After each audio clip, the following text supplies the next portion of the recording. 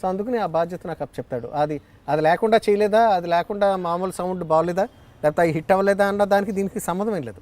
It's an additional quality for sound. But ఎందుకు మధ్యలో gap వచ్చి మళ్ళీ బాహుబలికి వచ్చారు? మధ్యలో సినిమాలు ఎందుకు చేయలేదు మీరు? మధ్యలో చిన్న నేను వేరే ఒక పర్సనల్ డిస్టర్బెన్స్లో నేను ఉన్నందువల్ల నేను సరిగ్గా సినిమాల పట్ల నేను ఎక్కువ అంటే ఈ పర్టికులర్ ఆస్పెక్ట్ మీద సౌండ్ సూపర్విజన్ మీద దానికి చాలా ఫోకస్ అవసరం అండి. ఆ సౌండ్ డిజైనింగ్ అన్నది పక్కా 24 అవర్స్ ఎప్పుడు నిద్రపోతామో తెలియదు. పూర్తి అంటే huge dB level sound levels of ఆ మ్యూజిక్ని మనం వింటడం జరుగుతూ ఉంటుంది. Sound effects and dialogues music దానికి డే అండ్ నైట్ కృషి చేస్తూ ఉంటాం. అంత దానికి విపరీతంగా కాన్సన్ట్రేట్ చేయాలి, ఫోకస్ చేయాలి. అప్పుడు నేను ఆ స్టేజ్లో లేను, అందుకని కొన్ని సినిమాలు నేను చేయడం జరగలేదండి. నేను చేసినవి Simhadri, Chhatrapati, Sye, Magadheera, Baahubali part 1 and part 2 నేను చేయడం జరిగిందండి. ఏదో సినిమా వదిలేసుకొని దీనికి బాహుబలి చేసినట్టున్నారు. వదులుకోలేదండి, వదిలేసుకుందాం అని అనుకున్నాను. కళ్యాణ వైభోగమే సినిమా నేను మ్యూజిక్ చేస్తున్నానండి. అప్పటికి 4 పాటలు అయిపోయినాయి, ఇంకా 2 పాటలు బ్యాలెన్స్ ఉన్నాయండి. ఆ టైంలో నేను బాహుబలి 1 సౌండ్ మిక్సింగ్లో లాక్ అయిపోయానండి తెలియకుండా. సో నేను 2 వాటికి న్యాయం చేయలేకపోతున్నాను. ట్యూన్ కంపోజింగ్ సరిగ్గా రావట్లేదండి. ఎలా నాలో నేనే మదనపడి నా వల్ల వాళ్ళు ఏమంటారు ఇబ్బంది పడకూడదని చెప్పి రాజమౌళి ఒక రోజు అడిగి, నేను రాజమౌళి కూడా చెప్పలేదండి నేను. సో నేను హైదరాబాద్ మళ్ళీ వచ్చి బాంబేని వచ్చి వివేక్ కూచిపట్ల గారు ఎగ్జిక్యూటివ్ ప్రొడ్యూసర్ అండి ఆ సినిమాకి. ఆయన చాలా క్లోజ్ అసోసియేట్ అండి, ఆయన చాలా ఇష్టం. ఆయన దగ్గరికి వెళ్ళి, సార్ ఇలాగా చేయలేకపోతున్నానండి, అది ఇంకా 20 days పట్టేస్తుంది, అది అయ్యేసరికి మన సినిమా లేట్ అయిపోద్ది, మీరు వేరే మ్యూజిక్ డైరెక్టర్ని పెట్టుకోండి సార్, నేను నో అబ్జెక్షన్ సర్టిఫికేట్ ఇచ్చేస్తాను, 2 పాటలు బ్యాక్గ్రౌండ్ స్కోరు ఎవరితోటన్నా చేయించండి సార్, నేను అది కంప్లీట్ చేసుకుని వస్తానండి, సారీ అండి అని చెప్తే ఆయన నా మీద ఉన్న అభిమానంతో రెస్పెక్ట్ తోటి అసలు ఒప్పుకోలేదండి. ఈ సినిమా ఎంత డిలే అయినా, మీకు ఒకవేళ డిలే అయిపోయినా మీరే దీన్ని కంప్లీట్ చేయాలండి, మీరే దీనికి మ్యూజిక్ డైరెక్టర్ అని చెప్పారు. తర్వాత నేను అది ఈక్వల్గా నేను ప్రాపర్గా కంప్లీట్ చేయడం జరిగిందండి. That's one. అది కరెక్ట్ ఏమనాలంటే అది నిజమైన సాక్రిఫైస్ అని చెప్పుకోవచ్చండి. నా ప్లేస్లో ఎవరన్నా ఉంటే అలా చేస్తారు. ఎందుకంటే సంవత్సరానికి ఒక సినిమా చేస్తాను నేను. సౌండ్ సూపర్విజన్ అన్నది అదొక అప్పుడప్పుడు వచ్చి అడిషనల్ జాబ్ అంతే. నా మెయిన్ కెరీర్ వచ్చి నా మ్యూజిక్ డైరెక్షన్. అటువంటి సినిమాని కూడా వదులుకోవడానికి నేను హెసిటేట్ చేయలేదండి రాజమౌళి కోసం. It's because of him. నాకు రాజమౌళి అంటే చాలా ఇష్టం. మళ్ళీ మీ ఫ్యామిలీ విషయానికి వస్తే, సినిమా ఇండస్ట్రీ అంటేనే అంటే భయపడే పరిస్థితి మీ ఇంట్లో ఉందని, అంటే మీ వైఫ్ ఉమా గారికి, అంటే సినిమా ఇండస్ట్రీ అంటే మీరు ఇప్పుడు ఫేస్ చేస్తున్న ప్రాబ్లమ్స్ చూస్తే ఆవిడకి చాలా భయం అని, అంటే మీ అబ్బాయిని కూడా ఇండస్ట్రీకి పంపించే ఉద్దేశం కూడా లేదు, అలాంటి ధైర్యం కూడా సరిపోయే పరిస్థితిలో లేదు ఆవిడకి అని. ఎందుకు అంత భయపెట్టారు? భయపెట్టడం కాదండి, అంటే స్ట్రగుల్స్ చూసింది కదండి. పెళ్ళైన కాడ నుంచి 14 yearsలో నేను సాధించింది ఏంటి, లేకపోతే నా అవకాశాలు ఏమొచ్చినాయి, మనం వెళ్ళి అడిగిన మన స్ట్రగుల్స్ అన్నీ కళ్ళతో చూసినందువల్ల, తను ఎక్స్పీరియన్స్ చేసినందువల్ల సినిమా ఇండస్ట్రీ అంటే ఒక భయం ఏర్పడిందండి తనకి. ఏదో దీనికన్నా వెళ్ళి ఒక ఉద్యోగం చేసుకుంటే నెలకి ఇంత సెక్యూర్డ్గా ఒక అమౌంట్ వస్తూ ఉంటుంది, అది ఎక్కువ తక్కువ అనేం కాదు, అది లక్ మీద ఆధారపడలేదు, ఇది కేవలం అదృష్టం మీద ఎక్కువ ఆధారపడి ఉంది, మన వర్క్ మీద మన టాలెంట్ మీద కాదు అని తనకి అర్థమైందండి. సో అటువంటి పరిస్థితిలో మయూర్ని చూడాలని తను అనుకోవట్లేదండి. సో మయూర్ బాగా చదువుకుంటే బాగా స్థిరపడతాడు కదా, ఇటువంటి ఇబ్బందులు ఉండవు కదా అని తన అభిప్రాయం అండి. రేపొద్దున ఒకవేళ నేను మంచి స్థితికి వెళ్ళినా సరే, అంటే one of the top most music డైరెక్టర్స్గా పేరు వచ్చినా సరే తనకు ఆ భయం పోదు. తనే కాదండి, నాకు కూడా మయూర్ సినిమా ఇండస్ట్రీలోకి రావడానికి నేను ఇష్టపడినండి. డెస్టినీ ఏదైతే ఉందో అది మనం మార్చలేము కానండి. బట్ రైట్ నౌ మా ఇద్దరి యొక్క అభిప్రాయం అదండి. ఆవిడ బాగా చదువుకోవాలి, చదువుకుని స్థిరపడాలి అని, నాలా ఉండకూడదు లైఫ్ అని. అంటే చాలామంది ఇలాగే ఆలోచిస్తుంటారు. అంటే ఎలా చెప్పను, అంటే మీరు అలా అయింది కాబట్టి ఏమో చెప్పలేం కదా, వాళ్ళు ఇప్పుడు ఉండొచ్చుగా. అందరి లైఫ్స్ అలా ఉండవని నేను అంటున్నాను కదండి ఇప్పుడు. బట్ సినిమా ఫీల్డ్లో మీరు చూస్తే సక్సెస్ రేటు 20% ఉంటుందండి. 80% అందరూ కూడా వచ్చి ఇరుక్కుపోయిన వాళ్ళు, వెనక్కి వెళ్ళలేక, కిందకి పైకి వెళ్ళలేక, అవకాశాలు లేక, అవకాశం ప్రయత్నిస్తూ, హ్యూమిలేషన్స్ భరిస్తూ, అలాగా ముందు వెనక్కి వెళ్ళక కొట్టుమిట్టాడుతూ అలాగా మగ్గిపోయే వాళ్ళు చాలామంది ఉన్నారండి. వాళ్ళు ఎవరికంటికి కనపడరు. ఆ సక్సెస్ అయిన నలుగురు ఐదురే వాళ్ళ గురించి మాట్లాడుతూ ఉంటారండి.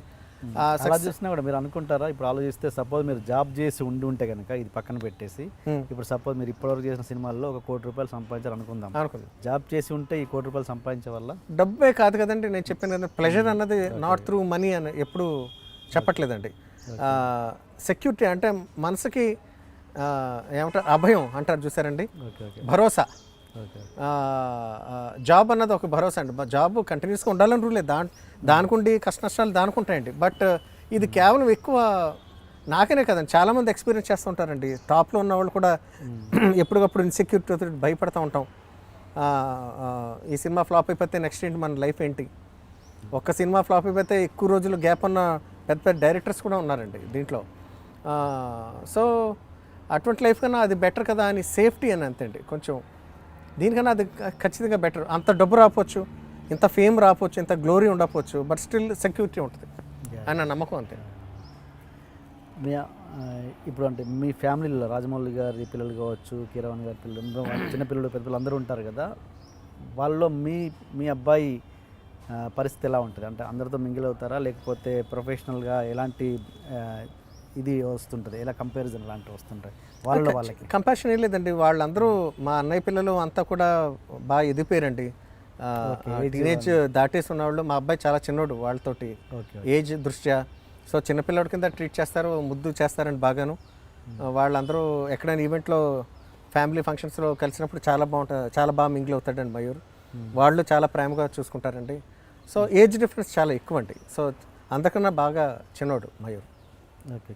రాజమౌళి గారు ఇప్పుడంటే ఇప్పుడు స్టార్ డైరెక్టర్, మీరు బిగినింగ్ స్టేజ్లో ఆయన ఇంకా డైరెక్టర్ కానప్పుడు, లేకపోతే సీరియల్స్ డైరెక్ట్ చేస్తున్నప్పుడు మీరు ఒక ఇంటర్వ్యూలో చెప్పారు, స్వప్న ఇంటర్వ్యూలో చెప్పారు, ఏంటి బాక్సులు కట్టిస్తానే అన్నయ్యకి మీరిద్దరు క్యారేజీలు కట్టుకొని వెళ్ళేవారు. అవునండి. అప్పుడు ఎప్పుడు ఎలా ఉండేది ఆయన డైరెక్టర్ కాకుండా మీ రిలేషన్ ఎలా ఉండేది? ఓకే, ఆ ఇన్సిడెంట్ లేదండి, అప్పుడు ఇంకా డైరెక్టర్ అవుదాను కూడా అప్పుడు తను అనుకోలేదండి. This was very long back అండి. అంటే అప్పుడు మీ యొక్క రిలేషన్ ఎలా? చాలా అద్భుతం అండి. అసలు రాజమౌళి నేను ఎప్పటికీ కూడా థిక్ ఫ్రెండ్స్ అండి, రాదర్ దెన్ బ్రదర్స్. విపరీతమైన ఫ్రెండ్షిప్ అండి. నా గురించి వాడికి, ఆడి గురించి నాకు తెలియని విషయం ఈ రోజుకి అంటే ఏమీ ఉండదండి. Let it be anything. విపరీతమైన ట్రాన్స్పరెన్సీ, విపరీతమైన మిర్రర్ ఇమేజ్ అని చెప్పచ్చండి. తన తాలూకా నా తాలూకా తనకి తెలియని విషయం అంటూ ఇప్పుడు దాకా అసలు ఉండదండి, ఉండబోదు కూడా. సో ఆ రెస్పెక్ట్ ఎప్పుడు ఉంటుందండి. విపరీతమైన క్లోజ్నెస్ అండి అప్పటి నుంచి కూడా. అది చాలా ఇష్టం. మీ ఇద్దరి మధ్య ఏదన్నా సరదా ఇన్సిడెంట్స్ స్టార్ డైరెక్టర్ కాకముందు? సరదా అంటే ఎలా చెప్తామండి,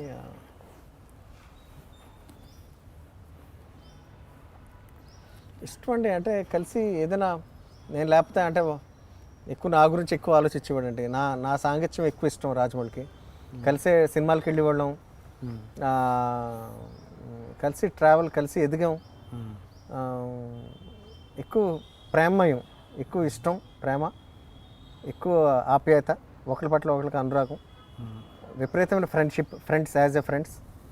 సో ఇటువంటి రిలేషన్షిప్ ఎక్కువ ఉంటుంది రాజమౌళితోటి. బిట్టర్ థింగ్ అన్నది నాకు అసలు భూతార్థంలో పెట్టి వెతికి నాకు కనపడదండి. బిట్టర్ ఎక్స్పీరియన్స్ అంటే అలా అని కాదండి, ఇన్ జనరల్ చెప్తున్నాను నేను. సో అలా ప్రతిదీ సరదాగా సాగిపోయిందండి life. It was very very most lovable. ఎప్పుడైనా లోన్లీగా మీరిద్దరు స్పెండ్ చేస్తుంటారా? ఎలా మీరిద్దరే? లేదండి, ఇప్పుడు ఎవరి జీవితాలు వాళ్ళని పెళ్ళి అయిపోయినాయి. తన సినిమా, తన జీవితం అంటే, సినిమా అంటే విపరీతం పిచ్చి. సినిమా తప్ప వేరే ఆలోచన ఉంటుందని నేను అనుకోనండి, అసలు ఉండదు. సినిమా గురించి ఆలోచిస్తాడా, అది ఎంత బాగా రావాలని. దానికి ఎవరు హెల్ప్ తీసుకోవాలి, ఎవరిని పెట్టుకుంటే ఆడి సినిమా ఇంకా బాగా బాగా బాగా కనపడుతుందని ఆలోచన దృక్పథం ఎక్కువ అండి ఇప్పుడు కూడా. సో తిరిగి దొరికితే ఎప్పుడైనా సరదాగా ఆ సినిమా గురించి మాట్లాడుకోవడం తప్పండి. ఇంతకుముందు లాంటి ఆ లీజర్నెస్ కూడా యాక్చువల్గా లేదండి. ఉంటే ఫ్యామిలీతో స్పెండ్ చేయాలి, తన పర్సనల్ ఫ్యామిలీ తనకు ఒకటి ఉంది. సో ఆ మూమెంట్స్ ఇప్పుడు కొంచెం తక్కువ, కానీ బట్ ఎప్పుడైనా అది కుదిరినప్పుడు చాలా బాగుంటుందండి కలిసి. ఆయన ఇప్పటికీ చాలా సింపుల్గా ఉంటారని, ఇప్పటికీ ఐటెంలో తిరుగుతారని మీరే డబ్బు గ్లోరీ ఇవన్నీ వాడికి అసలు ఏమాత్రం కళ్ళకి నెత్తికి ఎక్కలేదండి. ఇప్పటికీ అదే సింప్లిసిటీ మా అందరిలోనే ఉందండి. ఆ సింపుల్ అన్నయ్య పెద్దన్న కూడా అంతే అండి. ఇప్పుడు గబుకుని ఆటో ఎక్కాలంటే ఆటో ఎక్కేస్తారు. రాజమౌళి ఇంకా ఐటెంలో తిరుగుతూ ఉంటాడు, నార్మల్ చెప్పులు, ఆర్భాటాలు అదేం లేదండి. మామూలు ఫ్లాట్, మేము ఉండే ఫ్లాట్లోనే ఉంటున్నాడు. అవును. బయట ఇలా ఉన్నాడు కాబట్టి ఇలా ఉండాలి అని బయట నిర్ణయించేసుకుంటారండి. ఎవరి పర్సెప్షన్స్ వాళ్ళే. నువ్వు ఎందుకు కోట్లు సంపాదిస్తున్నావు కాబట్టి నువ్వు ఒక జూబ్లీ హిల్స్లో ఇండిపెండెంట్ హౌస్లో ఉండాలి అని వీడే తీర్మానించేసుకుంటాడు మనిషి. సో అది వాళ్ళ తప్పు. ఎలా ఉండాలి, ఎలా బతకాలన్నది మన చాయిస్ అండి, మన ఇష్టం. అవును. మన వ్యక్తిత్వం మీద ఆధారపడి ఉంటుందండి, మన ఇష్టాల మీద ఆధారపడి ఉంటాయి. అవును.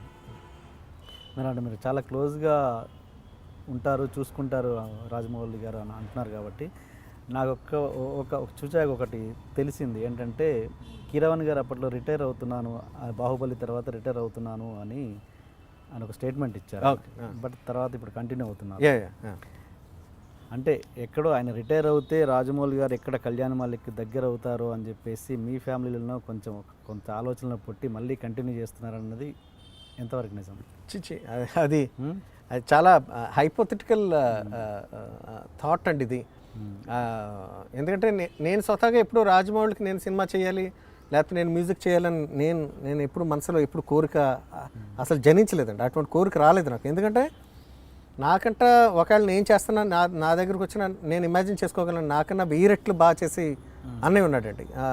రాజమౌళి అంటే ఆయన రిటైర్ అవుతే కనుక మీరు ఆయనకు దగ్గర అవుతారని లేదండి. రాజమౌళి అన్నయ్య రిటైర్ అయితే రాజమౌళి నా దగ్గరకు రావాలని రూల్ ఏముందండి? రూలు అంతకుముందు రిలేషన్ ఉంది కాబట్టి రిలేషన్షిప్ ఎప్పుడూ ఉంటుందండి. That's there as brothers, as ఒకళ్ళ వృత్తికి ఒకళ్ళు యాజ్ ఎ మ్యూజిక్ నా పాటలు కొన్ని ఆడికి చాలా ఇష్టం అండి. ఆ రెస్పెక్ట్ ఉంటుంది, తప్పండి. But actually keeping that aside, student number 1 first చేయమని నన్నే అడిగాడండి రాజమౌళి. మ్యూజిక్ చేయమని అడిగాడు నన్ను. బట్ నేనే భయపడి నేను చేయలేను అని అనుకుని అప్పుడు ఇంకా పరిపూర్ణంగా మ్యూజిక్ డైరెక్షన్ వైపు నా మనసు మొక్కలేదండి. సో రాఘవేంద్ర గారు ఓకే చేసిన పక్క నేను ఉంటాను, నీకు ధైర్యం ఉంటుంది, నువ్వు చెయ్యి అని చెప్పి నన్ను అడగటం అన్నది అది నాకు గొప్ప విషయం అండి. ఇప్పటికీ కూడా అడిగాడు కదా, అట్లీస్ట్ నాకు ఆ ప్రిఫరెన్స్ ఇచ్చాడండి. సో నేను దాన్ని యూటిలైజ్ చేసుకున్నాను. నేను అది జరిగింది, ఆ కాంబినేషన్ అన్నది పక్కన పెట్టేస్తే నాకు ఆ వాల్యూ ఇచ్చాడు, ఆ ఇష్టాన్ని తన ప్రేమను నాకు చూపెట్టాడుగా, ఫస్ట్ ప్రిఫరెన్స్ నాకే ఇచ్చాడుగా అని నాకు ఆ తృప్తి, ఆత్మతృప్తి నాకు అది సరిపోతుందండి. ఇప్పుడు నాకు తెలిసి ఆ దృష్టిలోంచి తను మళ్ళీ సినిమాలు చేస్తున్నాడు అన్నయ్య లేకపోతే ఇంట్లో వాళ్ళు అలా అనుకుంటారేమో అన్నది నా దగ్గర అటువంటి ఆన్సర్స్ లేవండి. I can't answer for such questions. అలా జరుగుండకపోవచ్చు. అది చేసి ఉంటే కనుక మీ లైఫ్ ఇంకోలా ఉండేదని అనిపించిందా ఎప్పుడైనా? స్టూడెంట్ నెంబర్ 1 మీరు చేసి ఉంటే అనిపించిందండి గ్యారెంటీగా. నేను చేసుకుంటే నేను గ్యారెంటీగా ఉంటుంది కదండి, ఆ మార్పు అయితే ఉంటుందండి లైఫ్లో. బట్ అదంతా ప్రాప్తం అండి. మళ్ళీ కర్మ సిద్ధాంతం